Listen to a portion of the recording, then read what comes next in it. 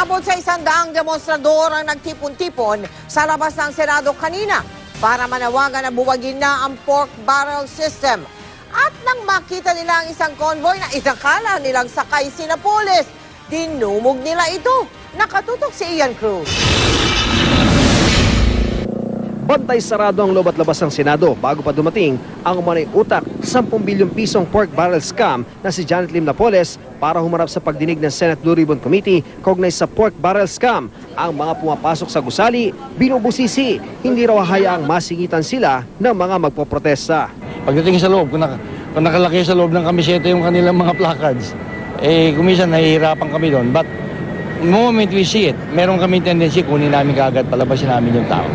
Kaya humigit kumulang 100 militante hanggang gate 1 lang ng Senado. Gate nila, tanggalin ang pork barrel at panagutin ang may mga sala sa nakaraan at kasalukuyang administrasyon.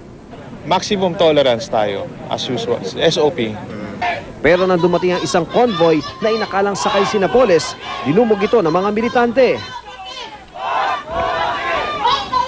Agad isinara ang gate ng Senado at humarang ang City and Force ng PNP kaya di nakapasok ang mga ralisa. Kaya nang dumating ang isa pang convoy kung saan sakay daw si Napoles, di na ito nakapasok sa binarkadahang Gate 1 at na-divert na sa Gate 2. Nakita naming dumaan, yun nga lang nire-route po yung convoy. Hindi man ho namin siya nakaharap mismo pero siguro naman nakita rin niya kami. Nakita rin niya na marami ang galit at marami nagbabantay.